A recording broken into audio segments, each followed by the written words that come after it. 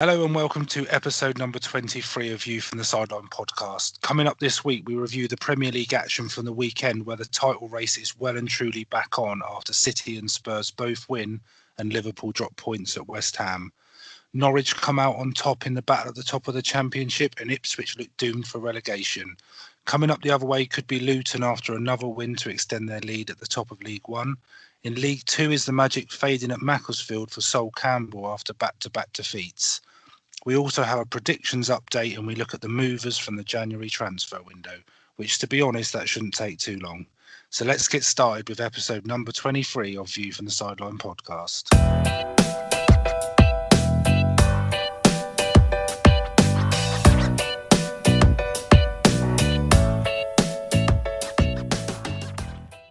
Hello and welcome to episode 23 of View from the Sideline podcast.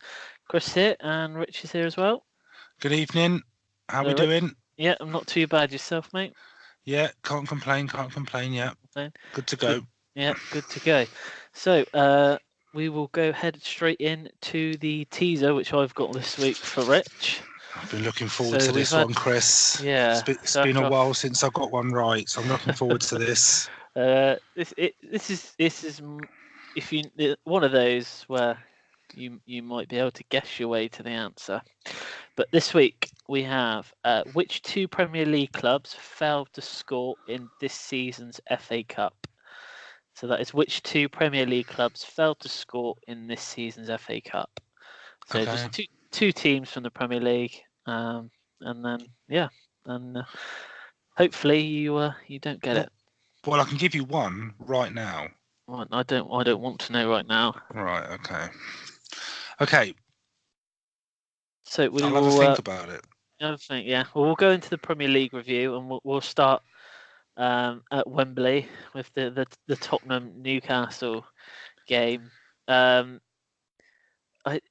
Yes, it's very jammy at the moment, Rich. Very jammy. I was wondering whether you were going to actually back up your statement from a few days ago. I just held back a bit on this one, just because it's just the amount of late goals that you tend to be scoring this season, and the goal on Saturday against Newcastle. Newcastle's goalkeeper, he doesn't deserve to be in goal after that, to be honest with you. It was awful attempt at a save. And it literally, I'm there on my phone or watching the game, and it goes past 80 minutes, and Tottenham are drawing. And I know full well they're going to score. And I message my dad every time and I say, look, I bet you Tottenham score in the last 5 minutes, and they always do. It's jammy. Okay, now I'll give an educated view on this game. The game itself was actually quite good, to be honest with you. Newcastle. Yeah, I thought it was a good game. I don't buy this whole lucky thing at all. I think if you go back, people agree. That's what I mean. You look on social media. Well, they're uneducated. If you go back 3 or 4 games when Harry Kane got injured, and Spurs' season was over, and yeah, we went out of 2 cup competitions in the space of like 3 or 4 days, and then Dele Alli got injured, and then Son was away. I mean, that's worked out pretty well for Spurs that they got knocked out, to be honest, but we're still there. And the fact that Liverpool have dropped points over the last, or City have dropped points over the last month, 6 weeks, Spurs are in the title race. However you want to spin it, Spurs are in the title race. Yeah, and they have got, since Harry Kane got injured, Spurs have won all 3 league games, so 3 games in a row they've won, and they were games that they probably weren't expected to win. Well, with a full strength team out on paper, they were probably expected to win, but with Kane out, with Ali out, with Son away, with Llorente not in great form, Spurs have won the last 3 games and they have scored winning goals in the last 10 minutes. But that, I don't think that's luck. I think what it shows, especially as being a Spurs fan, what it shows for me this year, which is different with Spurs, is they've got that mentality to keep going. So when if I take you back, Chris, Fergie time, were Man? If you say yes to this, there's something wrong. Were United lucky that they would score in Fergie time? No, they weren't. They scored because they kept going, they kept attacking, they kept the pressure on, and that is no difference with what Spurs are doing at the moment. And I'll admit it was a horrendous error from the keeper. But if Spurs aren't putting the pressure on, if Spurs aren't getting into positions to have chances to have shots on goal, they're never going to score. But they are getting into those positions from minute 1 to minute 90. I suppose, yeah, it does show. I will put my soapbox away. It shows the resilience that you have, and 95% of the people when Harry Kane got injured, they did probably say or think that you would struggle without him, and in fact, you've kept winning games. And just a quick one on Llorente. What do you think is going to happen to him? Obviously, when Kane comes back, I assume that he will resume his place. Well, I mean, he didn't start on Saturday. So no, he came on, didn't he, for Lucas? Yeah, he did, and he set up the goal. There was a bit of suspicion about handball, but he gets a nudge from the defender, so I don't really think you could say it was intentional. No. I mean, Newcastle fans may give a different opinion, but the issue at Spurs is no one is going to replace Harry Kane. No matter who you sign, they are not going to be a first choice striker. So I think you then have to weigh up what sort of backup striker you need. Do Spurs really need another centre forward when they've got Son, when they've got Dele Alli, when they've got Lucas Moura? I'm not 100% convinced they need an out and out striker, especially the way Son's playing at the moment. But I think Llorente does a job for Spurs. Yeah, he misses some chances, but all strikers do. It's just because he misses chances and he gets limited game time. Yeah. So I think it's amplified a bit more. But just the two things about that game, we can't forget that Newcastle just came off beating Man City. Yeah. So they're not. Some league positions cannot always tell the real story. I think Newcastle are a decent side. Like I say, they beat City. So it was a tough game for Spurs. And the one thing that really I find positive from being a Spurs fan is historically our goal difference is always pretty poor. But I know take Liverpool and City out of the equation because their goal difference is just mental.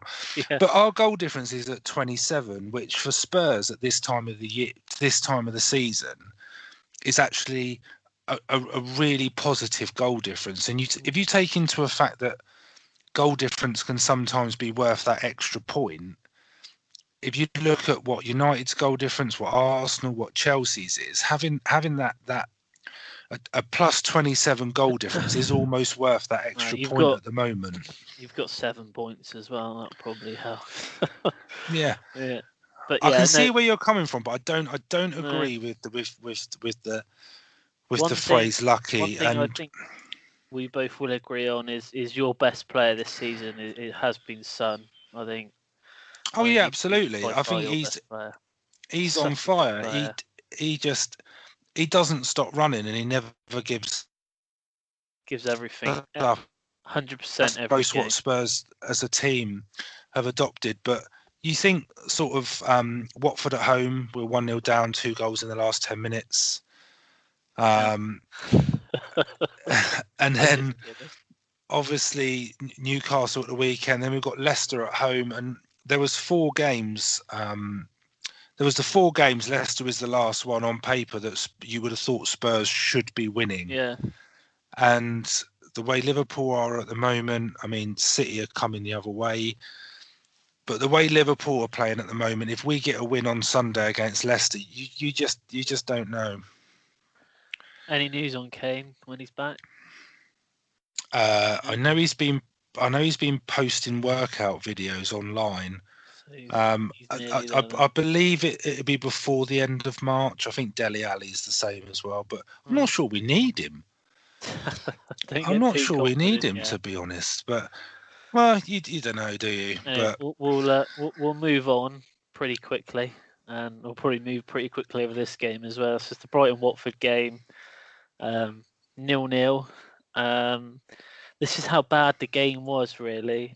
So after the game, Watford's social media account tweeted they couldn't choose a man of the match, so they were going to choose limb of the match of Foster. So you could choose from 4 of his limbs that you could choose for man of the match or limb of the match. So I think that really sums up the game itself. It wasn't a well, bad game, but you just have to look at the stats going into that. Watford one win in their last 5. Brighton no wins in their last 5. yeah. I think it had 0-0 written all over it. Anyway, Burnley Southampton game. This one had a few controversies. Obviously, the first one is Barnes. He gets taken out by the keeper. So how Burnley didn't get a penalty for that? I know they showed it on Match of the Day a few times, different angles, and I can't see how he's not got a penalty for that in the first half. It's very strange. Yeah, I mean, it's a stonewall penalty. I don't think there's been many more stonewall than that this season. But it's odd, really, how it wasn't given. It just didn't even look like that. He would have died. It was just. But there's kind of two bits to this. So if we jump ahead to the end where Burnley are then awarded a pretty contentious penalty at the end of the game. So, and also you've got there was a lot of talk about, because Barnes got booked for simulation, didn't he? Yeah, he did. Yeah, and then he remonstrated with the linesman. Which I think under normal circumstances, yeah, absolutely. Yeah. So where do you stand on that? I mean, do you think that he wasn't given a second yellow card because the ref doubted at the time whether he was right or not? But at the same time, do you think he awarded the controversial penalty? Do you think it was in his mind? I think, I think that it's in his mind that the problem is we don't really know what referees do at halftime.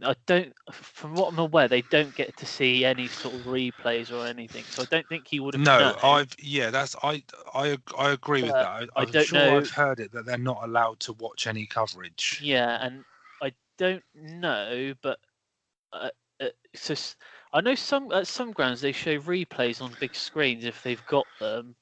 I don't think that really helps, to be honest with you, but I would definitely say that the penalty that he didn't give was more of a penalty than what the one that he did give. So, but the one he did give it. I mean, it's handball, but how he's meant to get his arm out of the way? Crouch wins the header, doesn't he? And then, good to see Peter Crouch back in the Premier League. Though.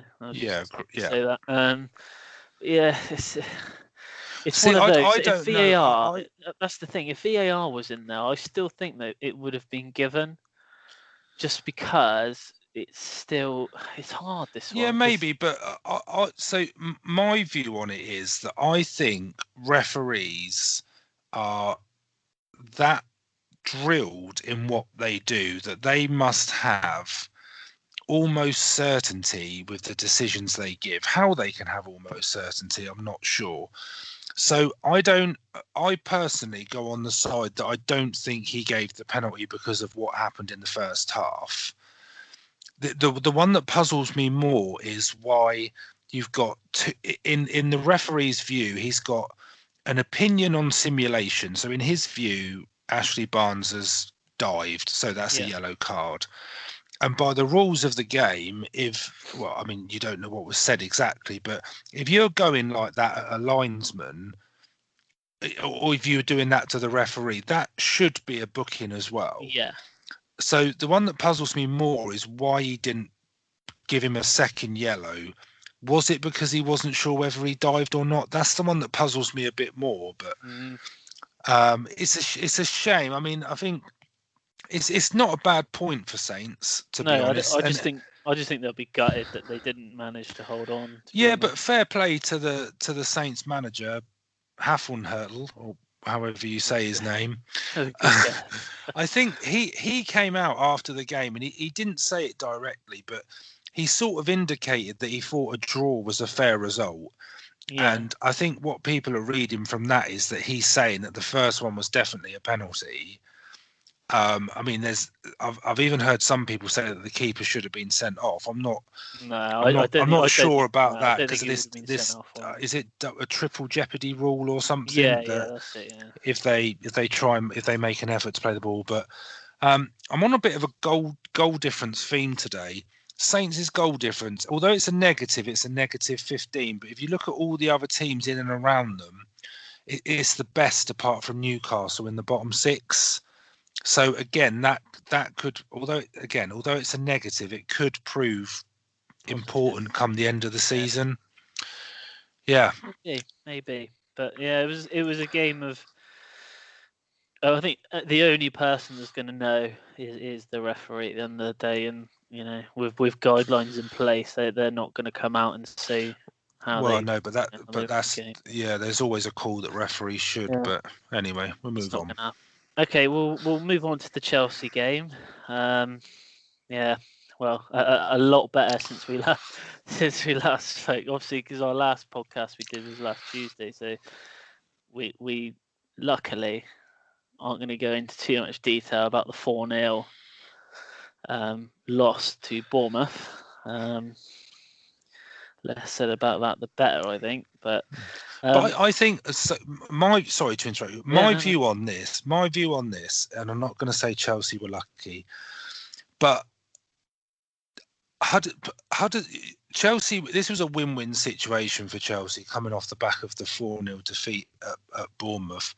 Because Huddersfield, and I really like Huddersfield. I think they're a good football club. They're just not good enough for the Premier League this season, and their defence is absolutely awful. So I, to be honest with you, I'm not hugely impressed that Chelsea won 5-0. I don't think it's the score. The score. No, I mean, really I'm not Higuain's greatest fan, but I thought he played well. His second goal was a good goal. For me, I sum the two games up. So you've got Chelsea play Bournemouth and Huddersfield. They come out of it with 3 points and only a +1 goal difference. I'm really on the goal difference tonight. I don't know why. That's what I mean. But, it's not. I don't think it doesn't really. Beating Huddersfield. No disrespect to Huddersfield. It's not. They're bottom of the league. You're at home. We would have expected to win that one. Either way of what happened on the Wednesday before, but I don't think it covers any cracks of what happened there. But I heard after the Bournemouth game, Sarri got all the players together and he told all the backroom staff to leave, and he was in there with the players for 45 minutes before they went. So I don't know what was said. But you hear this a lot. The same thing happened after the Arsenal game where he came out and said it's hard to motivate these players. Against Bournemouth, it's hard to motivate these players. The thing that Bournemouth game, I don't understand it. We just switched off. It was exactly like the Arsenal game. We just didn't start off in the right manner, and unfortunately, at the moment, it just seems to be when Hazard doesn't play well, we suffer from that. And I'll say this, as I'm not afraid to say it, but sometimes, I think we rely on him too much, and the fact is that would it be better if he wasn't there? Then maybe the rest of the team would start picking up some of the weight, because I feel at the moment there's a lot on his shoulders, and all the talk in the press at the moment is that he's made up his mind and he's off. Apparently, from what I'm reading today, I'm 100% confident that he'll leave in the summer. I'm not going to say that he'll stay. He's got his own ambitions of playing. Probably for Real Madrid. I'm so tempted to ask you the question I spoke to you about earlier in the week, Chris, but I don't think we've got time for your answer. But I will ask, for the purpose of the listeners, if you can give us a brief answer. That you stated categorically that you feel Chelsea currently have the setup and players to replace Hazard if he was to leave, which I disagree with. Yeah, I think give Hudson-Odoi more of a chance. I know he's young. He's not going to, he doesn't compare to what Hazard is at the moment.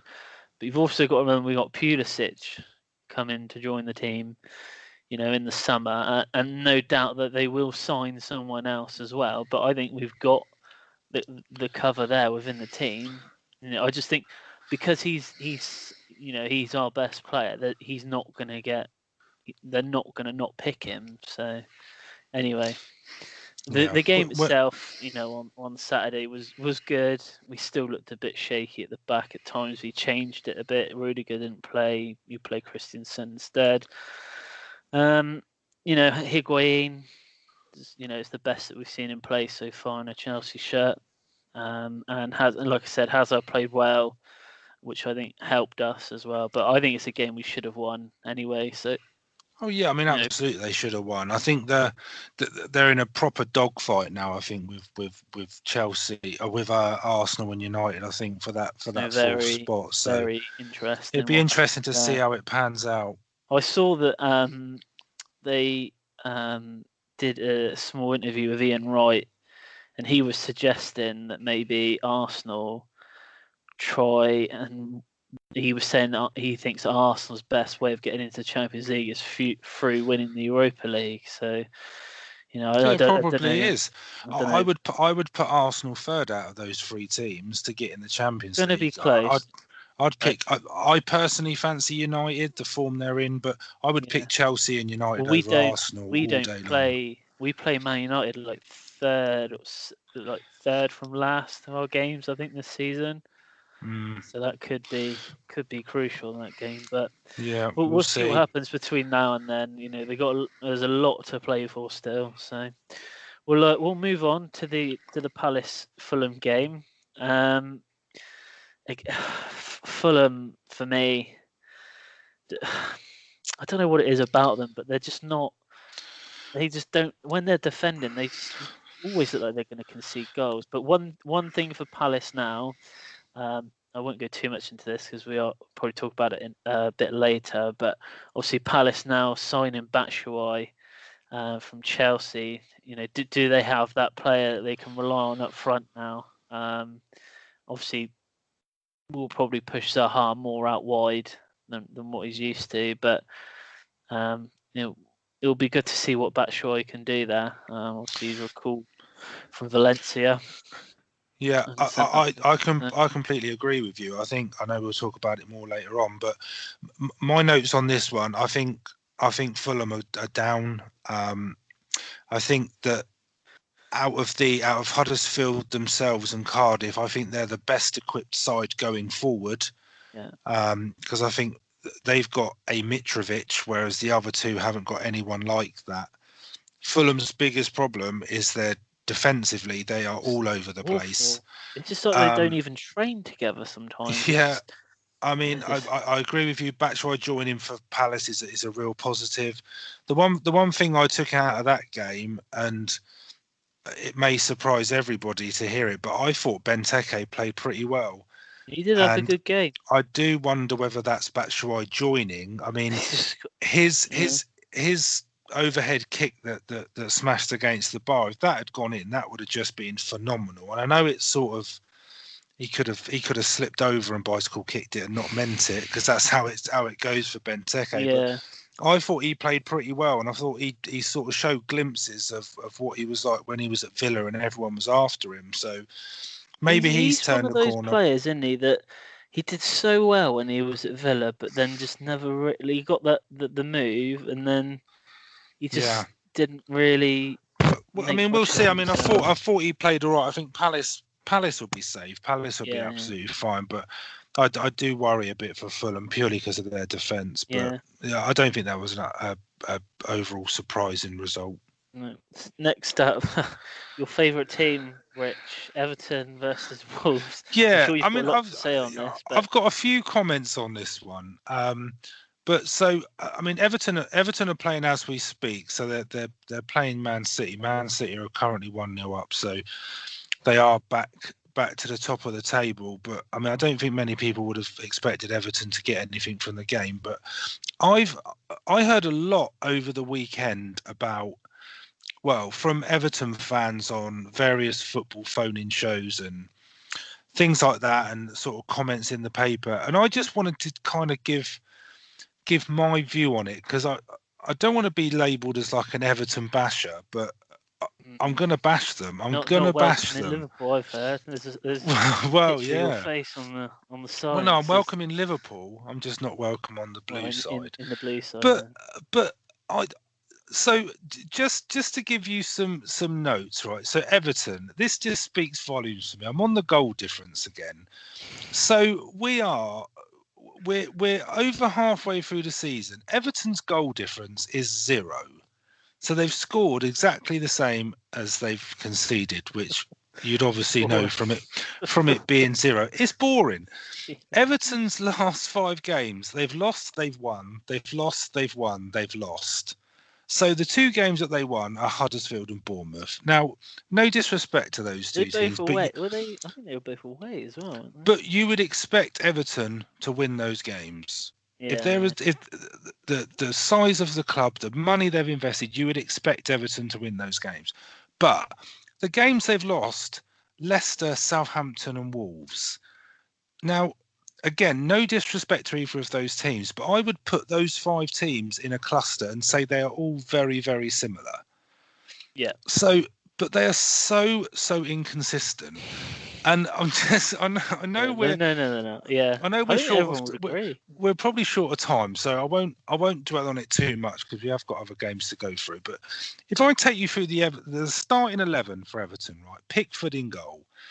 Now, in my opinion, if Chelsea had gone out in the summer and paid 50 million for him, and I was an Everton fan, I would be rubbing my hands. Now, take the World Cup out of the equation, because he was awesome at the World Cup. He was one of the best keepers there, and because he had a good defence in front of him. Yeah, there's no denying he's a brilliant shot stopper, and he celebrates a save like he scored a goal, which I find hilarious. But in my opinion, I'm probably going to get shot down for this. I don't think he's in the top 5 or 6 keepers in the Premier League. Personally, agreed. I don't think he is, but he's England's number 1. I don't think he's in. I personally, I wouldn't say by form at the moment. I wouldn't say he's. No, but he probably isn't. But look at the back 4, Leighton Baines. In his day, Leighton Baines was a brilliant left back. He was in everybody's fantasy team, as was most of the Everton back 4. Because he used to score penalties and free kicks. But he's not the player he used to be. Kurt Zouma. I mean, hey, careful now. No, you're treading. There's probably a reason why he's not playing for Chelsea. Chelsea's defence is probably their weakest aspect of their team. If he was that well thought of, he wouldn't be out on loan. He's an okay player. Michael Keane, when he was at Burnley, everybody wanted him. He's gone to Everton, and he has just been so disappointed for the money they paid for him. A pundit saying about him actually at the weekend, saying that they thought that since he joined Everton, he's actually gone. Yeah, he was in the England squad, and this is just my own opinion on these players. Seamus Coleman, he's probably he's the best. He's not the same, but he's the best in that back 4 by a mile for me. So then your midfield, they've got Davis at the sort of the holding midfielder at the back of a diamond. He's an okay player, but he's not proven enough that you can say that he's a consistent Premier League level or not. Theo Walcott. Now, in his day, he was a very, very good player, and he's the one person that I've heard the Everton fans say about they do not understand why he was in the starting 11. So say what you want about Walcott, but he's almost, for me, he should be on his way to the MLS. I think he's at that stage. He just hasn't got any better since.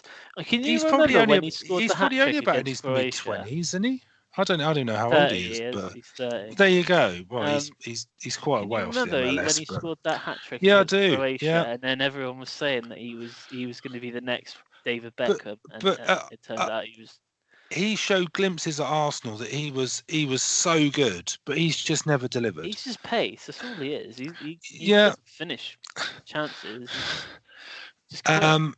And then Gomez in the middle. I mean, he's a good player. He's I alright. don't He's probably really, one of the better people they've signed recently. I don't really have any fault with him. Sigurdsson. Now, if there's a more frustrating player in the Premier League, I'm not sure who it is. He can be so good. He can be such a good player. But then I find other games he just goes missing, and he's almost non-existent. Richarlison. Now. He should have stayed at Watford. The writing was on the wall. The writing was on the wall at Watford when he went. Didn't he? He went something crazy, like nearly a year without scoring or something like that. Maybe not a year, but and he's doing exactly the same for Everton. And Tucson up front. I mean, Mr. Silver, give me a call. I mean, honestly, I will give you something more than he does. And Everton really frustrate me. They really frustrate me.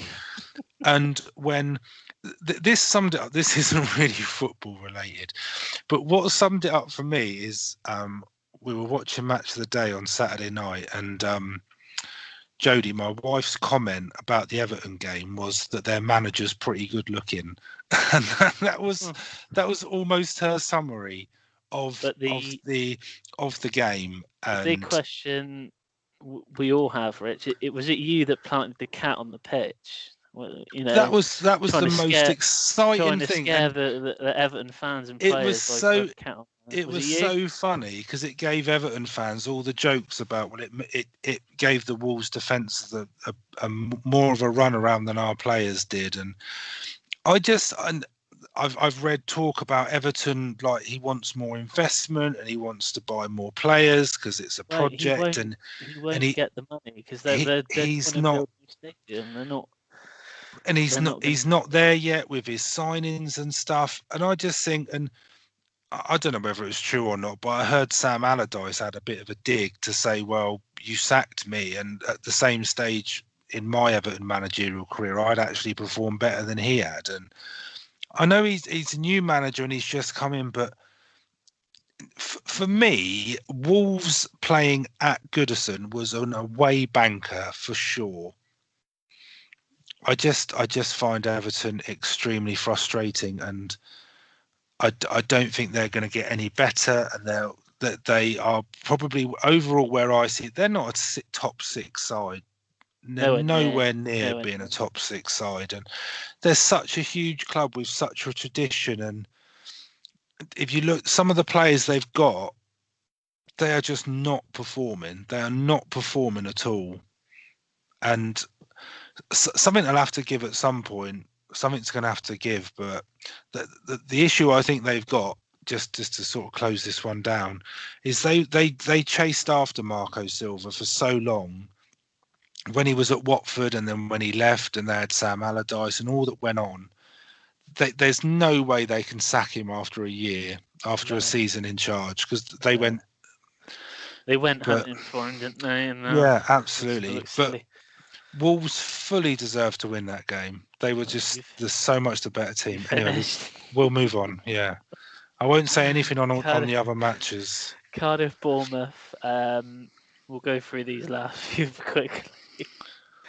The Cardiff Bournemouth game was probably just tell me you don't agree with my Everton summary. No, I agree. I totally agree. To be honest with you, I don't know why I get so passionate about it. I don't follow them. Wait for them to beat Tottenham later on in the season. And we'll see. If they do, they'll be the best team ever. Score a hat-trick. Yeah, probably. Cardiff Bournemouth. You've got Everton on my mind now. Cardiff Bournemouth. A tough game for Cardiff in more ways than one. Obviously, after what's happened in the last sort of few weeks. But what happened to Bournemouth? How did they go from beating Chelsea to? Yeah, I think, I don't know. They just looked a completely different side. I think. I mean, I'll echo what you said. I mean, fair play to Cardiff, the club, the fans, the city for what they've done as a tribute. Yeah, I mean, they've.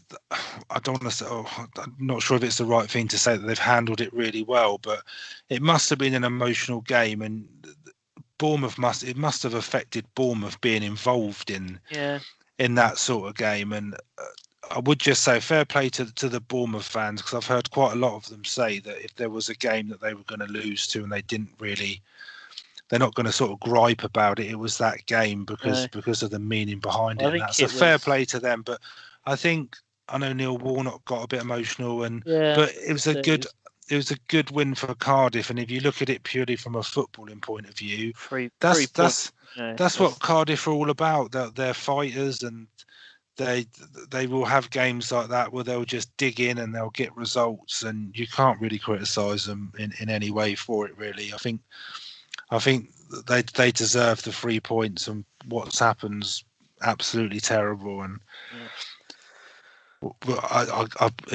but it doesn't make me want them more, because I'd like to see them stay up anyway, because No, I do I like think their Cardiff. And fans. I think they got one of the best fan bases in the league. yeah, To be honest and with you, they're the ones that are fighting. I think they've got more fight than Huddersfield and Fulham have, and I definitely, think that shows in the results they're getting. definitely. So the Leicester Man United game. Are Man United going to lose again this season? 'Cause Yeah, they are I playing think some really good football at the they moment, are. I but think Leicester had some really good chances in this game. Now I think Leicester will actually come out of this game thinking that they probably should have got something from it. I would absolutely agree. The game was summed up for me by the goal. It was just that little bit of class. I mean, Pogba's ball was Feels amazing. right. Rashford's first touch, and then the finish. That it was 1-0, and I know it sounds obvious, but that was the difference in the game. It was just that little bit of quality. The thing that gets me with Leicester is, and I like Claude Puel. I don't think he's necessarily a bad manager, but uh, I think they need another striker. I don't think Jamie Vardy is effective up front on No, his own. I think he's so isolated.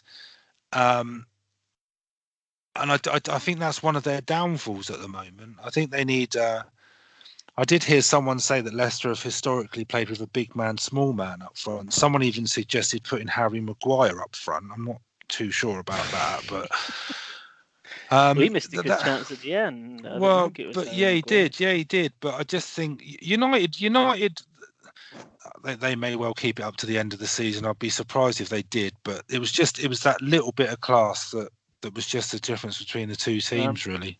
Matic and Mendy sent off, maybe, possibly.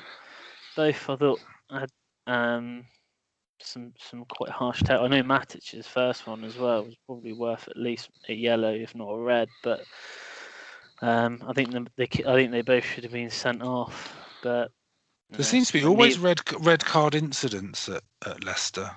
Yeah. All right, Man City, Arsenal. I think if you were the Arsenal manager, you'd be absolutely fuming at how this game started.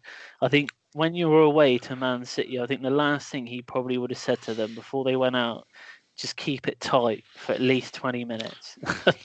But that's not what Arsenal do. 44 seconds into the game and they're 1-0 down. Everything points to the terrible. same thing. It's their defence. Their defence Arsenal's defence is, is awful, and we lost and to this team as well. And that's what's more infuriating than anything is that. but it's been bad for a while. Yeah, I know. I read an article today where it said Arsenal fans are worried that Spurs are going to overtake them and be the bigger and better club. And someone commented on it, and I completely agree with it, and said, "Hasn't that happened already?" Yeah, I was about to say there's not. I mean, I don't think that. I I wouldn't don't know how certainly many cut seasons them. it is, but we've been finishing above Arsenal regularly for at least like the last 2 or 3 seasons, I think. I think City could have easily been 4-5-6 up at half time, literally, because they had so many chances. I think Leno made a good few saves, but I just for me, I like you said, out of the three teams, I know Chelsea's defending isn't great, but Arsenal's just seem to be on another level when it comes to Yeah, defending. I think Arsenal as a whole club or a team are just summed up by the Ozil and Ramsey situations at the moment, where Ramsey's going, isn't he? He's already Yeah, he but I signed the just contract think for I just Juventus. think all the gossip in January was that they wanted Ozil out to free up the wage budget, and he's not even playing him, and he's I think he's one of the top 2 or 3 highest paid players in the league, and he's not even playing.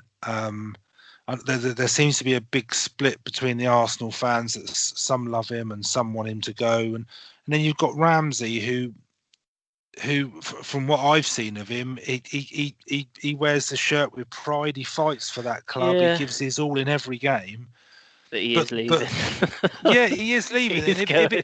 if it's down to money, that's fine. And maybe that's why they I wanted to don't. get I don't Ozil think off the wage Ramsey. bill, because I don't think. apparently they haven't offered him enough money, and Juventus are going to offer him a load of money in wages because they're not paying a transfer fee, and I don't blame him for going, to I be don't blame him honest. for But going either. if I was an Arsenal fan, I'd be fuming.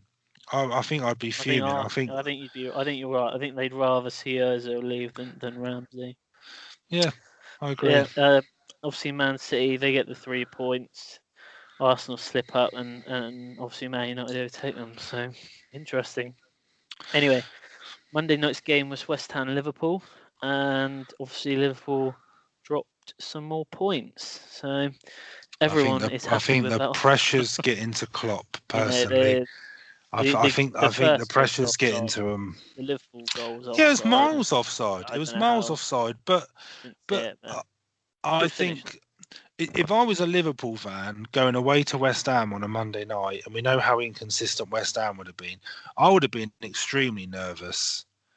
I think that before the game, if you'd said you can take a point, you probably would have taken that, because I think that West Ham are the sort of team that they turned Arsenal over at home. They beat United. They could have easily beat Liverpool. That's 2 games in a row now they've drawn 1-1 Liverpool, and whatever you can kind of spin it whatever way you want. But I think there was a bit of an argument with was it with Pellegrini and Klopp on the sideline. There was a bit of a lot of sort of paper talk afterwards and stuff. I think the pressure's getting to them. I think they're not playing the same sort of football that they've been playing. It's like the Leicester game. I mean, there was talk afterwards about they were blaming the pitch because it had snow on it. Yeah, I mean, said. These are professional footballers that get paid hundreds of thousands of pounds a week, and I just find that quite strange that they've been. If you think back to when they played City, if they'd won that, they would have been 10 points clear. Now City being 1 up tonight, if that continues, they're on equal points. And City have sort got of a better goal difference as November, well. December, a bit of snow on the pitch wouldn't have hampered Liverpool at all. But now suddenly it's not an well. You might say it's an excuse, but now it seems to be an issue. I really think the pressure's getting to them. January snow, it's different sort of Oh snow. yes, it is. Yeah, it's completely different. I totally agree. I think there's a lot of hype around them winning the league, and you'd have to say that each team, at least at some part in the season, are going to have a few results in a row where they're not the best. Each team seems to have one little blip each season, and Liverpool really haven't had theirs yet up until the last sort of couple games. So it'd be interesting to see what happens and whether he changes the team at all, because obviously he does rely heavily on the same sort of front. I think the only one of those 3 that's even been consistently performing is Mane. I think Firmino's gone off the boil a bit. I think Salah's gone off the boil a bit. Salah's I think a strange one, isn't he? Because sometimes in games he's on a different level, but then sometimes you just don't. It seems to be if you mark him well enough, then he does seem to struggle. So yeah, I agree with you. And the thing is, so I think they've got Bournemouth next. I think it's at Anfield. But if they had got 3 points from the Leicester game and 3 points from the West Ham game, you would have Liverpool as a home banker to beat Bournemouth, even though they did turn Chelsea over. But I reckon there's going to be some real nervousness at that game. There'll be a lot of nervousness from the fans, and a different atmosphere from if that radiates onto the pitch and it starts affecting the players, I think if Bournemouth, if it's sort of a bit of a cagey first half and it's 0-0 or it's a draw at half time, and then as the clock ticks that Liverpool aren't performing, I can see it all falling apart. Yeah. Personally, I'd love it to, and I'd love Spurs to come straight through the middle and win the league. I'd take second at the moment, to be honest, but it's interesting. It's interesting. So that is the Premier League review. So we're going to move straight on to the EFL leagues. First up is Rich with the Championship. Yeah, so in the Championship over the weekend, Norwich are now top of the table after beating the previous leaders Leeds 3-1 away, which is a cracking result for Norwich. So they're now level on points at the top. Norwich are actually ahead on goal difference by 2 goals, which is strange because they won that game by 2 goals. So that's put them top. Both teams have 57 points. Leeds have now lost 3 of their last 5 games, while Norwich are unbeaten during the same period. Very inconsistent Leeds. They seem to win 3 or 4 and then start dropping points. Sheffield United, Middlesbrough and Bristol City all won at the weekend and are currently in the playoffs. Bristol City are now up to 6th after their 5th win in a row, and they go into the playoffs at the expense of Derby, who dropped to 7th after a 0-0 draw away at Preston on Friday. West Brom are the other side in the playoffs, and they lost 3-2 at home to Middlesbrough over the weekend. And I think they were leading that game. So really good win for Middlesbrough. At the bottom, none of the bottom 5 won. Ipswich are still rock bottom, and they lost 1-0 at home to Sheffield Wednesday in Steve Bruce's first game as Wednesday manager. And they're now 8 points from safety, so looks a bit of a struggle now for Ipswich. Bolton lost 2-0 away at Sheffield United, and Reading, who make up the final relegation place, they got a point in a 0-0 draw at home to Villa. Game of the day had to be at Brentford versus Blackburn. So after 7 or 8 minutes, Blackburn were 2-0 up, but then Brentford came back and won 5-2 in the end. So there was some Blackburn fans saying it was going so well. So Blackburn stay in 11th, and that win lifts Brentford up to 17th. In League One, so Luton stretched their lead at the top to 6 points after a 3-0 win away at Shrewsbury. It was their 4th win in a row. Barnsley are now up into 2nd. They beat Scunthorpe 2-0. Portsmouth have dropped to 3rd in the table after leading for such a long time. They only managed a 1-1 draw at home to Doncaster, so no winning 4 now for Pompey. Sunderland were the only team in the playoffs to win. They beat Wimbledon 1-0 at home. Charlton and Peterborough both lost. But Sunderland have got 3 games in hand on leaders Luton. So if they were to win all 3 of those games, they will go level on points. At the bottom, all the teams in the bottom 4 failed to win. It was only Oxford and Bradford who managed to get a point. Shrewsbury and Wimbledon, the bottom 2, they both lost. But there's only 4 points which separate Shrewsbury in 23rd and Rochdale in 18th. So it's pretty tight at the bottom. There's quite a few teams involved. Yeah. Wimbledon, they do look doomed, which is a bit of a shame, really, after their FA Cup exploits. They're 9 points from safety, so not looking good for them.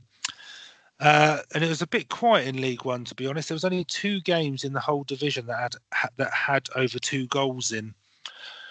So not the most exciting of games, I'm afraid. So that's Championship and League One. So League Two, we did have quite a few postponements. So there were only 7 games at the weekend. And we'll start off with top side Lincoln, who actually drew away to bottom side Notts County. So Notts County getting a fairly good point there as well after they were leading in that game as well. But Mansfield are the informed team at the moment in League Two. They beat Macclesfield, so not a great result for Sol Campbell. They won 3-1. Mansfield, the informed team at the moment, and are only 2 points off top place now. So they've literally come from nowhere. They've not lost in their last 5 either. Bury in third. They picked up a point against Crawley. And also Forest Green and Carlisle did not play at the weekend. They are 4th and 5th. MK Dons still struggling at the moment. They lost Exeter by 3-1. MK Dons are still 6th, but rapidly sliding down that table. Exeter, who beat them, are actually in 7th. So, as I said, Notts County at the bottom, they got a good draw against Lincoln. Macclesfield 23rd. They lost 3-1 as well.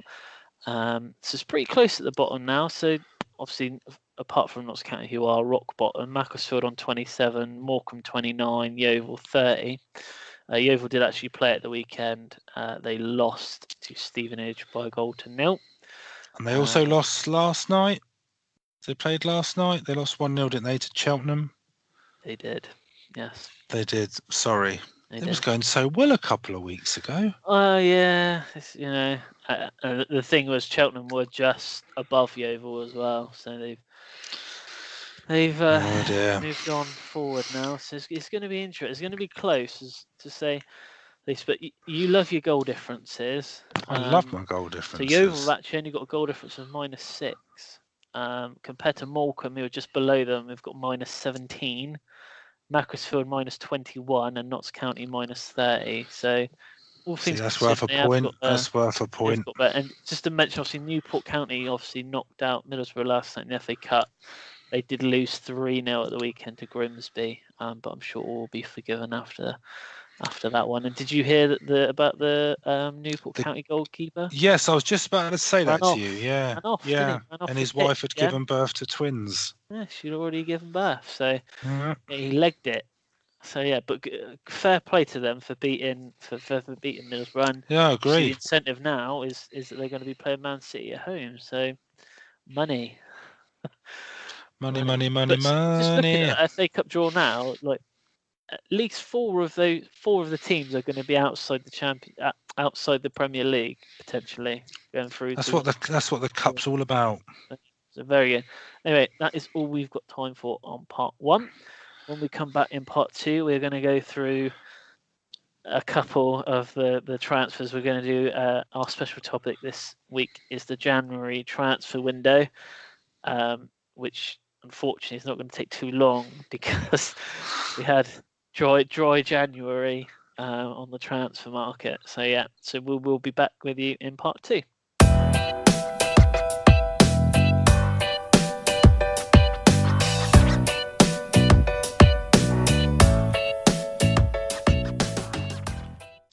Hello and welcome back to part 2 of View from the Sideline podcast.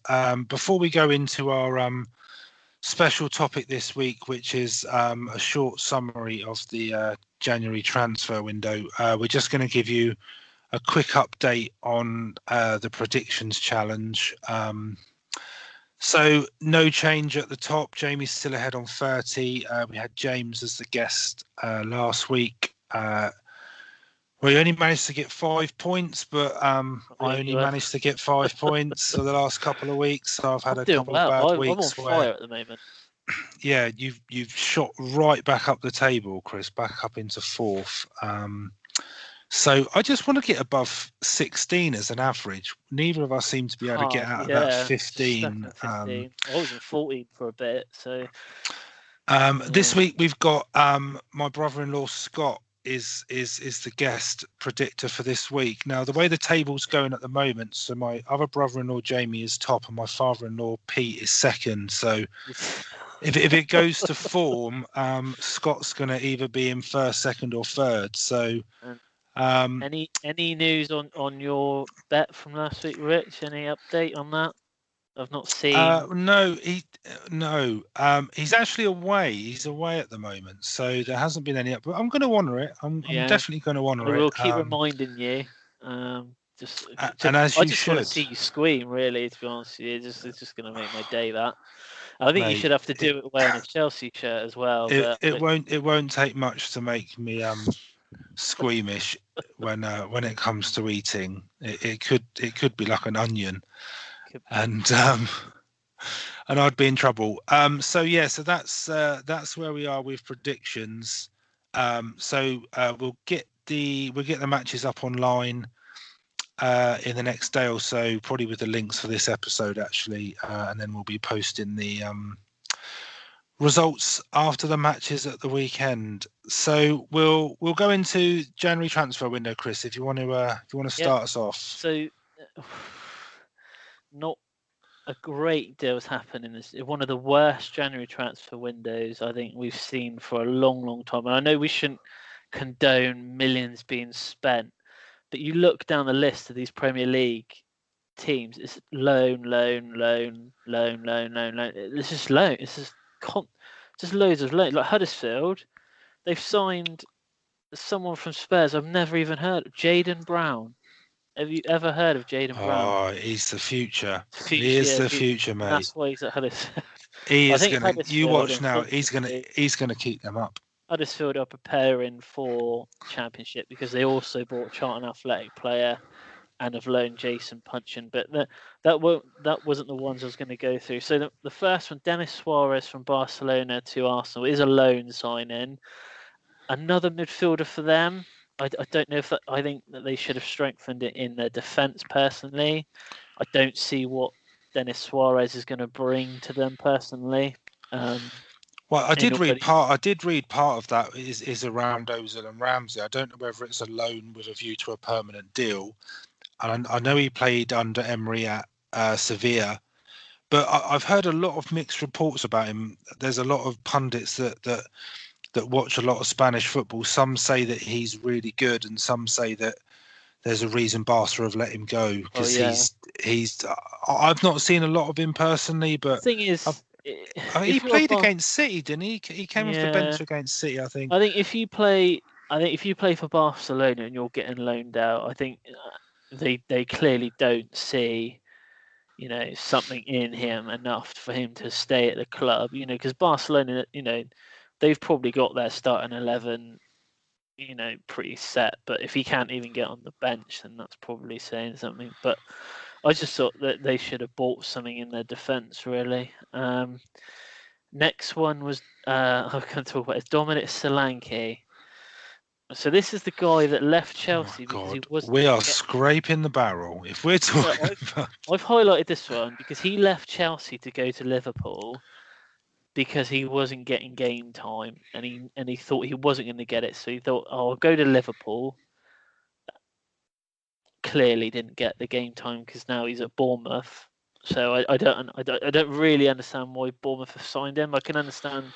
They got Nathaniel Klein in as well on loan, which is a good signing for them. Has Solanke signed or on loan? An undisclosed fee. So they have signed him.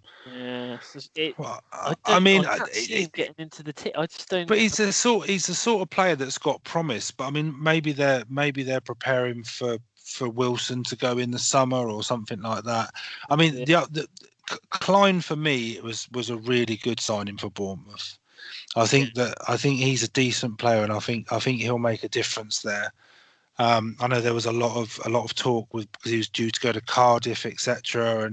But I think he's because he wasn't near the end or he wasn't on deadline. Well, there wasn't really a lot on any deadline day, but he's one that's kind of slipped under the radar. I think he'll do well at Bournemouth.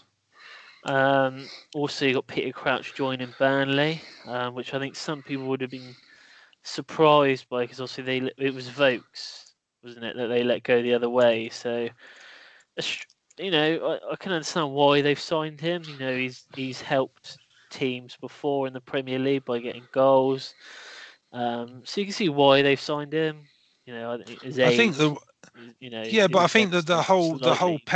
the whole penalty against Southampton in the last minute is why they've signed him. Yeah. If you, I don't want to promote other podcasts, but the Peter Crouch podcast is definitely worth a listen. Very good. Yeah, it's a very good podcast. But if you look at any of the Stoke teams, the sort of starting 11 this season, apart from a few cup games, Crouchy always comes on in the last 10 or 15 minutes.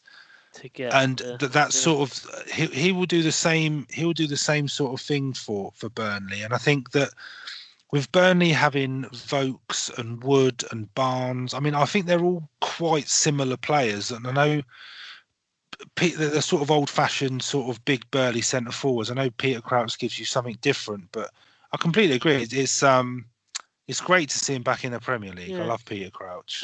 We mentioned earlier about Batshuayi. It was one thing that Palace did need, and they also re-signed Bakary Saka as well from West Brom. So they've re-signed him back. So they've bought 2 strikers there. I'm just sorry, Chris, I've just got to go back to Dominic Solanke. So Sky News are reporting he went for 19 million. 19 million. That's what Sky Sports have reported. Bournemouth for 19 million. That seems a lot. Well, Liverpool would be. That seems a lot. Yeah. But anyway, so yeah, Batshuayi. I think he's the type of he's probably a bit similar to Benteke, but Batshuayi he's scored a few goals for Chelsea when he's had the chance. I think that's a good signing. That's a signing. That's a signing of the window for me. Without a doubt, that's a signing of the window. So that was it'll be good for Palace, and I know he's only on loan, but they might. It's probably with a view to actually signing him. I would have thought. I think he's the sort of player that they probably need. So yeah, we'll have to see how he gets on. And the other signings. So we've got Pulisic joining Chelsea, but he hasn't actually joined until the end of the season. So he was the most expensive player bought in this transfer window in the Premier League, and he hasn't even joined the club yet. It kind of sums up the transfer window, really, doesn't it? The highest fee paid for a player, he hasn't actually joined the club that's bought him, basically. So, and obviously the other one, Higuain, which we got a glimpse of, I think, what he can do on Saturday, and I'm quite excited by Higuain. I think a few pundits have said that he is someone that Chelsea have needed for. Sorry, Chris, I'm just going to stop you. Man City have just gone 2-0 up. Oh, that must be nearly finished. They're 8 minutes into stoppage time. Sorry to interrupt, but That's just right. Top of the league. So yeah, Higuain to Chelsea, but really that's it. Well, I'll tell you the one that you haven't mentioned, and I don't know a lot about him, but it was Newcastle signing. Now, excuse my pronunciation, Miguel Almiron. So he's the one from Atlanta. Yeah. Now, there's a lot of talk about him. A lot of sort of South American football experts, because he's from Paraguay, saying that he's the best sort of football export to come out of Paraguay for a long, long time. Honestly, the only other one I can think of is Roque Santa Cruz, but he was a good player. Struggling I think it's more the fee they've paid for him. So it's around 21 million. So there's 2 points. So one, it's broken Newcastle's record transfer fee. Was it Michael Owen before? Yeah, absolutely. So, although Mike Ashley seems to want to buy up every failing business on the high street, he sort of has put his hand in his pocket for this. Now, I think the proof will be when this lad starts playing, and then you can properly judge him. Atlanta in the MLS are one of the top teams. They've sort of risen from when the franchise was started. They won the MLS, didn't they? They won the MLS Cup, I think they did. And there's something to be said about that. Whatever your view on the MLS is, the Premier League is a completely different animal. So how he's going to get on over here, it remains to be seen. But I think it's a good thing that it shows that Newcastle, especially for the fans, they do have that bit of ambition, if you want, to go out and spend that sort of money on people. I'm not sure whether this guy is going to wear the number 9 or not, but if he does, there'll be an awful lot of pressure on him. But I hope he does well. I mean, he looks a decent player. Yeah.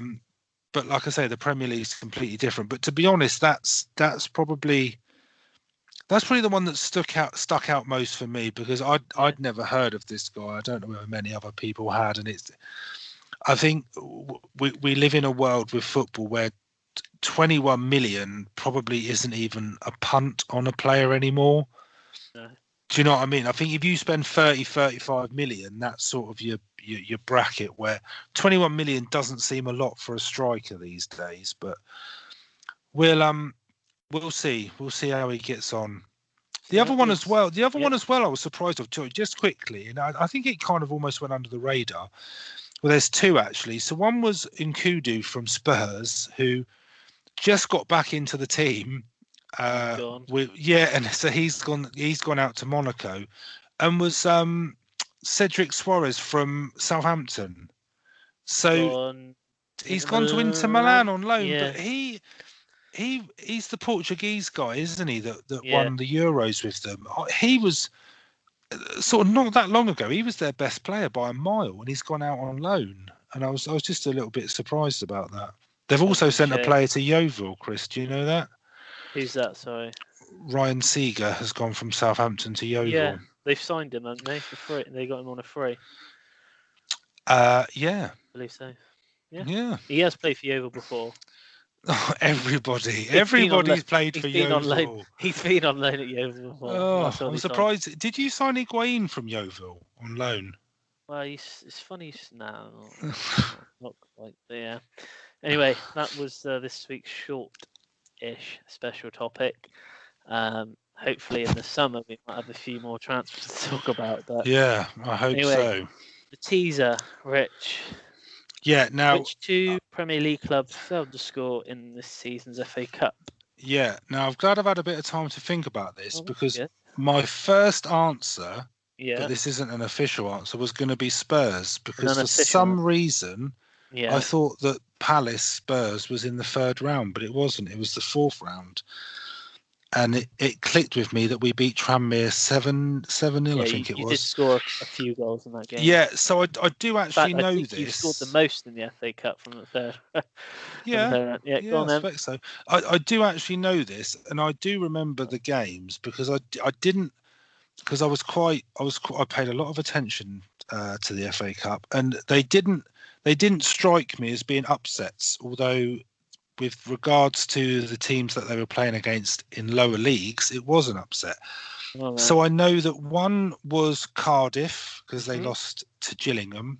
Correct. 1-0, if memory serves me.